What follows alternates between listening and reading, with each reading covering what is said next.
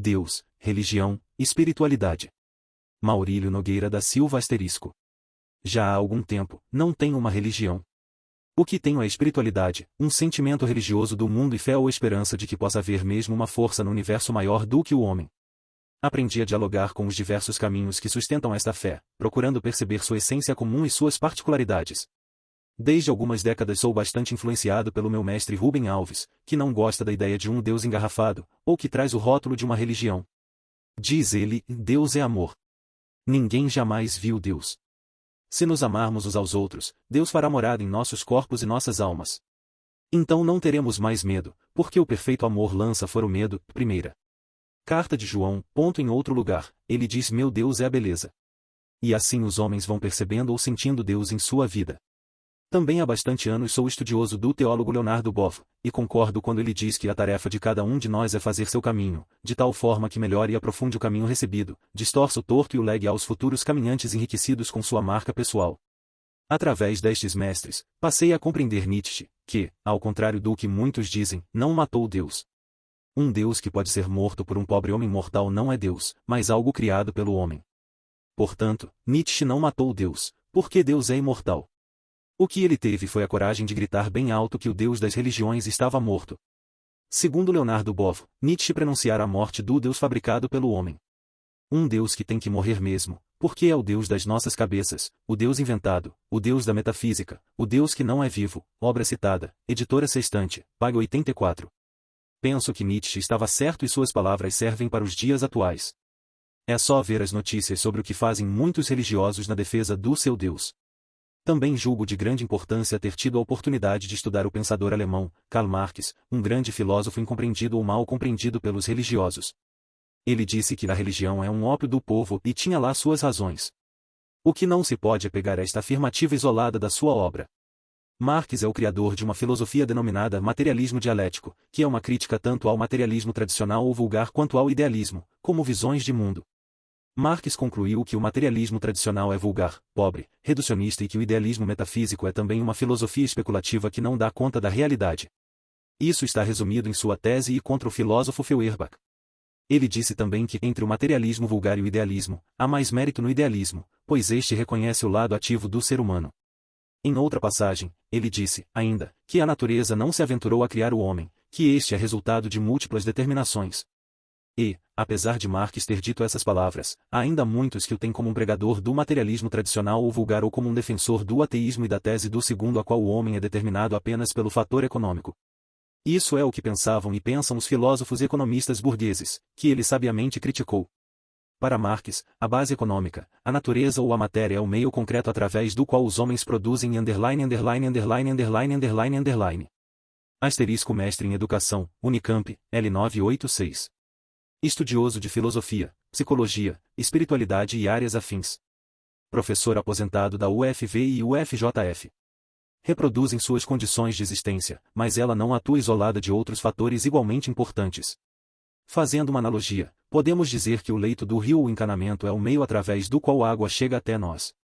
Mas a água não se origina desse leito ou do cano. Ela vem de uma nascente que a gente não vê, mas não pode negar que ela exista, pois seria ilógico. Igualmente, o homem não se origina da matéria, como pensam os materialistas tradicionais. Seu corpo físico é uma das suas maneiras através da qual ele existe neste mundo, mas ele não se reduz a um corpo, que aliás muda constantemente. Ele tem também um espírito. Utilizando outra analogia, o homem é como um computador, feito de hardware e software, ou parte física e parte virtual, que atuam como um todo inseparável feito de corpo e espírito, sendo que o corpo não cria o espírito. Daí, entendemos que a natureza não cria o homem, mas apenas lhe dá um corpo como um alicerce material de sua existência. Numa analogia bem atual, podemos dizer que o corpo físico do homem é a carcaça do telefone celular e o chip é o espírito que armazena as informações que darão a identidade ao aparelho. Sem o chip o telefone não funciona. Sem o espírito o homem não é um ser humano. E esse chip ou espírito está no indivíduo potencialmente, mas vai se desenvolvendo nas relações com os homens e com o mundo. Desde cedo, a criança ele vai atualizando seu potencial humano, através da mediação dos seres humanos com os quais convive. Trago também uma grande influência do educador Paulo Freire, um marxista cristão, embora muitos achem isso impossível. Ele me marcou muito pelo que disse e pelo seu exemplo de vida, defendendo a justiça e pregando sempre o diálogo e a relação amorosa entre os homens. Muito me honra ter sido seu aluno na Unicamp na década de 80. Desse modo, ao trazer em minha formação esses e outros grandes pensadores, religiosos e não religiosos, minha conclusão foi não ter uma religião e sim espiritualidade. Creio no Deus amor que, através dos homens, atua no mundo. Estou certo de que essa crença não é obstáculo ao avanço científico, através do qual se busca compreender o homem e o mundo. Na minha visão, o papel da ciência não deve ser o de se opor à fé-crença em Deus, mas ajudar a revelar sua presença no mundo, que pode ser um lugar cada vez melhor, se assim os homens o quiserem.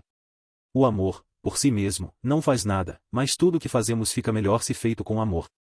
Para mim isso é ter Deus dentro de si e reconhecer que Ele está em toda parte nos inspirando e iluminando nossos caminhos.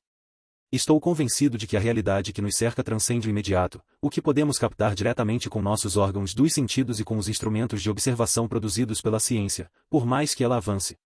Temos que ter um olhar do artista, do escultor, que antevê sua obra num pedaço de madeira antes de trazê-la para sua existência concreta.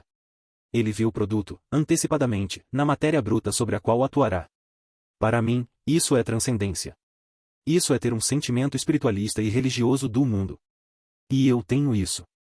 Sendo assim, penso que o destino do homem e do mundo é fruto das ações dos homens de boa vontade, que vivem o que Deus quer e também dos homens que vivem na contramão de Deus. Por isso, o mundo não é um paraíso, mas também não é um inferno.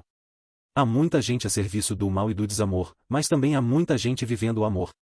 Temos o livre-arbítrio para decidirmos de que lado ficar e arcar com as consequências de nossas escolhas. Minha prática de vida se nutre da utopia de um mundo mais justo, mais humano e mais feliz, que possa ir se desenvolvendo, se humanizando, superando as lutas de classes e grupos, a exploração do homem pelo homem, os preconceitos de qualquer espécie, proporcionando igualdade de oportunidades para todos os homens e mulheres, com respeito às suas diferenças. Onde haja respeito à natureza, aos recursos que ela nos disponibiliza, respeito a todos os seres vivos. Acho tudo isso possível, contanto que os homens se desenvolvam e queiram um mundo assim. Aprendi que utopia não é o impossível, mas é o possível que ainda não existe. Em síntese, essa é a minha maneira atual de conceber Deus, o mundo e o homem, que não se adequa a nenhuma religião, mas que não é, de modo nenhum, uma postura antirreligiosa, materialista vulgar ou ateia. Para concluir, transcrevo abaixo uma bela oração poética de Rubem Alves, escrita no seu livro Perguntaram-me se acredito em Deus, páginas 153 e 4. Pai, mãe de olhos mansos. Sei que estás, invisível, em todas as coisas. Que teu nome me seja doce, alegria do meu mundo. Traze-me as coisas boas em que tens prazer, o jardim, as fontes, as crianças. O pão e o vinho, os gestos ternos, as mãos desarmadas, os corpos abraçados. Sei que desejas dar-me o meu desejo mais fundo. Desejo que esqueci. Mas tu não esqueces nunca. Realiza, pois, o teu desejo para que eu possa rir. Que teu desejo se realize em nosso mundo da mesma forma que ele pulsa em ti.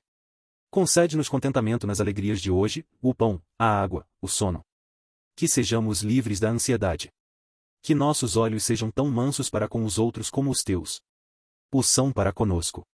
Porque, se formos ferozes, não podemos acolher a tua bondade. Ajuda-nos para que não sejamos enganados pelos desejos maus. E livra-nos daquele que carrega a morte dentro dos próprios olhos. Amém.